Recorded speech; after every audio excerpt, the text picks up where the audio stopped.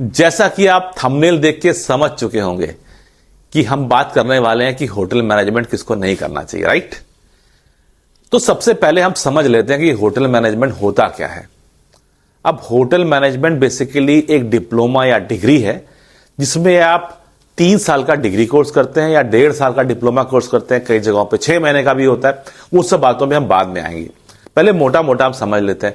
उसके बाद होता क्या है कि आप अगर होटल इंडस्ट्री की बात करें तो आपके पास बेसिकली 4 विभाग होते हैं, जिसमें front office, housekeeping, F&B service और किचन।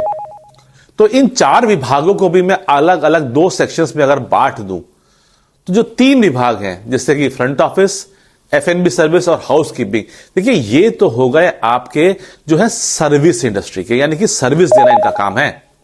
हाउसकीपिंग वाले साफ सफाई करते हैं और F&B वाले खाना परोसते हैं, सर्व करते हैं, और फ्रंट ऑफिस वाले रिसेप्शन पे काम करते हैं। मगर अगर आपको स्किल बेस्ड जॉब चाहिए जहां पे आपको हाथ का हुनर होना चाहिए, वो है किचन। तो होटल इंडस्ट्री में भी जो ये काम है 2 चीजों में डिवाइड हो जाता है।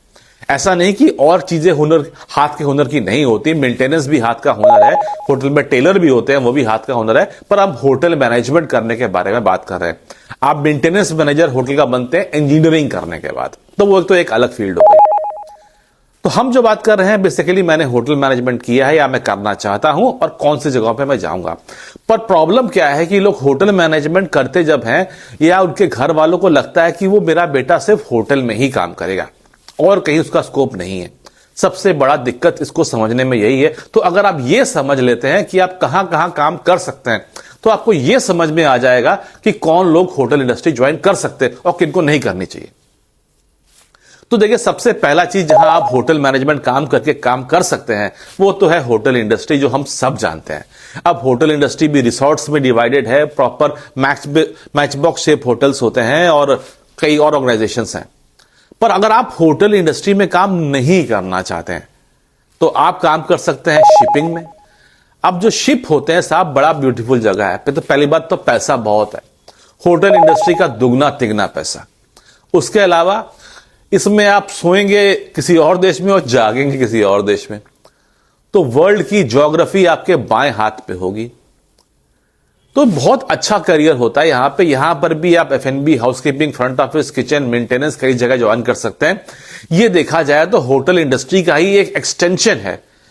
आप समझ लीजिए एक होटल जो पानी में तैर रहा है और जगह जगह घूम रहा है। यहां भी ज्वाइन करने से पहले थोड़ा एक्सपीरियंस आपको होटल इंडस्ट्री का चाहिए ही होगा। कम से कम 2 से 3 साल अगर आप पहले लैंड पे काम कर लेते हैं, किसी अच्छे ब्रांड के होटल में काम कर लेते हैं, तो आपको शिप में ज्वाइन करना आसान होता है। उसके बाद आप बात कर लेते हैं साहब और कौन सी जगह हैं जहां हम ज्वाइन कर सकते हैं। आप एयरलाइंस ज्वाइन कर सकते हैं। देखिए, एयरलाइंस में जो फ्लाइट स्टूवर्ड्स होते हैं या ग्राउंड स्टाफ होता है, बहुत लोग होटल इंडस्ट्री के वहां ज्वाइन कर सकते हैं। आप शॉपिंग मॉल्स में बड़े बड़े रिटेल स्टोर में एज अ मैनेजर ज्वाइन कर सकते हैं। आपको पता है आप हॉस्पिटल्स में ज्वाइन कर सकते हैं। मेरे एक बहुत बड़े अच्छे मित्र हैं जो इस समय कलकत्ता के बहुत बड़े होटल, सॉरी मैं होटल बार बार बोल रहा हूं, हॉस्पिटल में जनरल मैनेजर है फॉर देयर टोटल एडमिन। वो पहले अपोलो में लखनऊ में थे और अब इस समय कलकत्ता में है। तो एक बहुत अच्छा फील्ड वो भी, आप हॉस्पिटल भी ज्वाइन कर सकते हैं।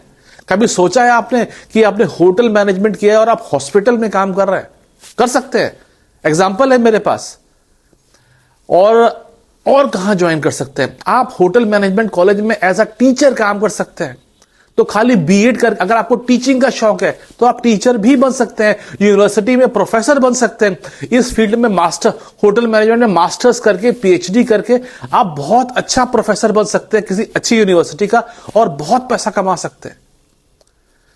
मगर इन सब चीजों में आपके पास पैशन होना चाहिए सर्विस का, आप में पैशन होना चाहिए सीखने का, आप में पैशन होना चाहिए मेहनत करने का, आप में पैशन होना चाहिए जिंदगी में आगे बढ़ने का, आप में पैशन होना चाहिए दूसरों की बेकार की बातें सुनने नहीं का। बहुत से लोग ये बकवास करते रहते हैं कि होटल इंडस्ट्री मत ज्वाइन करो, 12-14 घंटे का काम होता है। तो आप चाहते क्या हो कि मैं बाबूगिरी करूं और 8 घंटे में घर पहुंच जाऊं? तो बन जाइए कहीं के क्लार्क। देखिए, हाँ, उन लोग के तो ये इंडस्ट्री नहीं है जो 8 घंटा काम करना चाहते हैं। आप वीडियो बेकार देख रहे हैं। आपको कम से कम 12 घंटा 13 घंटा काम करना पड़ता है, ये बात तो तय है। बहुत सी चीजें आपको सेक्रीफाइस करनी पड़ती है, ये भी सुन लीजिए ताकि आपको पता चल जाए कि इनको ये नहीं करना चाहिए। आपको हर दिवाली होली घर बनाने का शौक है तो शायद मत ज्वाइन करिए। आपको हर वैलेंटाइंस डे पे अपनी गर्लफ्रेंड को घुमाने का शौक है तो मत ज्वाइन करिए, क्योंकि हो सकता है उस दिन वैलेंटाइंस डे पे आपके होटल में स्पेशल गाला डिनर हो और आप बिजी हो वहां पे। मत ज्वाइन करिए।